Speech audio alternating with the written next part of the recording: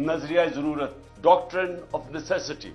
बदकिस्मती से इस एक जुमले ने पाकिस्तान के अंदर कानून की हुक्मरानी नहीं आने दी। मैं आज इसलिए आप सबको मुबारक दे रहा हूं। जिस तरह का प्रेशर पड़ा सुप्रीम कोर्ट पे, जिस तरह के हमारे जजेस साहिबान के ऊपर इन्होंने हर किस्म का हरबा इस्तेमाल किया, उनको डराया, धमकाया, ब्लैकमेल करने की कोशिश की, सिर्फ एक मकसद से कि किसी तरह वो भी ताकतवर का साथ दे दे। जब हमारी गवर्नमेंट गिराई गई तो हमने कहा कि इलेक्शंस करवाओ, जब तक सियासी तौर पे इस्तेकाम नहीं आएगा पाकिस्तान माशी तौर पे डूबता जाएगा। तो हमें इनके नून लीग के बड़े बड़े सरबराहों ने, लीडर्स ने क्या कहा?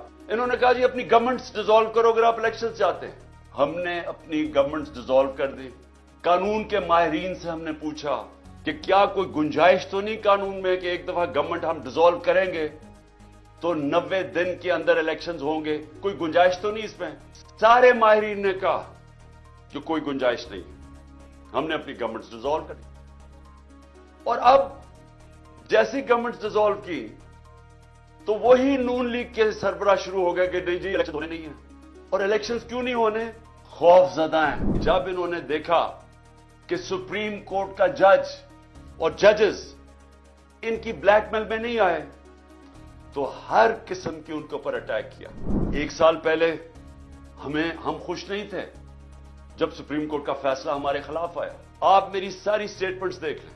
तकलीफ सिर्फ मुझे थी कि रात के 12 बजे अदालतें खुली, सिर्फ उसकी तकलीफ थी। बाकी हमने सुप्रीम कोर्ट का फैसला तस्लीम किया, किसी जज को बुरा भला नहीं कहा, बल्कि कोशिश की कि हमारी अदलिया की रिस्पेक्ट हो पाकिस्तान में। ये जो सुप्रीम कोर्ट का फैसला आया ये इसलिए खुशाइन है कि हम उस तरफ जा रहे हैं कानून की हुक्मरानी की तरफ, और ये जो माफिया है ये अब पूरी तरह खड़ा हुआ है कि नहीं जी क्योंकि फैसला हमें पसंद नहीं है, क्योंकि इलेक्शंस में हमें शिकस्त होगी, लिहाजा हम आइन के खिलाफ जाने के लिए तैयार हैं, लेकिन हम सुप्रीम कोर्ट का फैसला नहीं मानेंगे, हम आइन पे नहीं चलेंगे। एक कहते जी मार्शल लॉ लग जाएगा। वो जो आज कह रहा है मार्शल लॉ लग जाएगा, जिस नाने के ऊपर सियासत कर रहा है वो मार्शल लॉ की वजह से तो उसको फांसी हुई है। जो चाहते हैं मार्शल लॉ लगे उनको पाकिस्तान की कोई फिक्र नहीं है।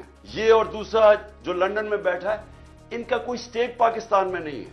इनका मकसद एक है किसी तरह इनका जो एनआरओ उन्होंने लिया है, जो इन्होंने चोरी की 30 साल से दौलत बनाई है, वो किसी तरह बच जाए। सबसे पहले तो ये कि सुप्रीम कोर्ट की तकसीम कर रहे हैं, कोशिश कर रहे हैं कि सुप्रीम कोर्ट के अंदर दराड़ पड़ जाए ताकि इनको फायदा हो जाए। मुल्क की सबसे बड़ी जमात है उसके बीच में और पाकिस्तान के इस्टेब्लिशमेंट फौज के अदारे के बीच में फासले बढ़ाए जाएं, मिसअंडरस्टैंडिंग क्रिएट की जाए, किसी ना किसी तरह आपस में ये दो टकरा जाएं।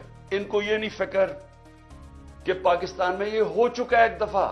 जब 1970 में जो पाकिस्तान की सबसे बड़ी पार्टी जब इलेक्शन जीत गई तो तब भी ये किया गया था, जाती मफादात के लिए उस सबसे बड़ी पार्टी को फौज के साथ टकरा दिया और पाकिस्तान टूट गया था। आज भी वही कोशिशें हो रही हैं, मुल्क की खातिर नहीं, इनको अपनी जात के लिए ये पूरी तरह कोशिश कर रहे हैं कि आपस में हमारा कोई टकराव हो, ये तासुर दिया जाए कि जनाब फौज है पीछे इसके, जो कि तहरीक इंसाफ के खिलाफ जो पूरी कार्रवाइयां हो रही हैं। 1 किलो आटा 55 रुपए किलो था एक साल पहले, वो आज कंट्रोल रेट 115 रुपए पे है और आज मार्केट के अंदर 155 रुपए किलो पे बिक रहा है। तो जब ये हालात होंगे तो क्या थोड़ी आटे की बोरियों से लोगों के हालात ठीक हो जाएंगे? मैं अपनी एस्टेब्लिशमेंट को भी कहता हूं कि मुझे ये बता दे कि अक्टूबर के ये जो इलेक्शंस जा रहे हैं इसमें पाकिस्तान का क्या फायदा है?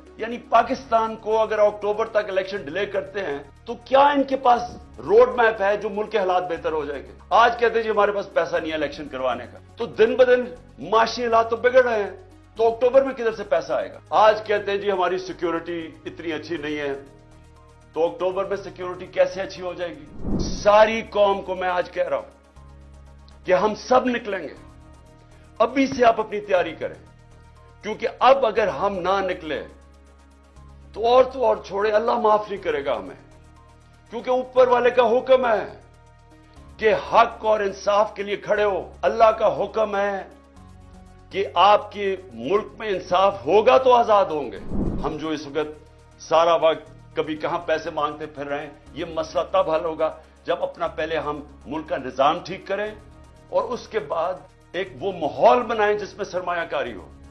और वो सरमायाकारी के माहौल के अंदर जो सबसे पहले इस मुल्क में सरमाया करेगा वो बैरून मुल्क पाकिस्तानी है, फिर बाहर से सरमायाकारी होगी। इंशाल्लाह 10 दिनों तक मैं पूरे टिकट्स फाइनलाइज कर लूंगा, क्योंकि हम पूरी इलेक्शन की तैयारी कर रहे हैं और अपनी कौम को भी मैं कहता हूं आपने भी पूरा इलेक्शन की तैयारी करनी है। और हमने किसी सूरत कोई भी इन्होंने कोशिश की इलेक्शन से भागने की, हम सारी कौम इनको भागने नहीं देगी।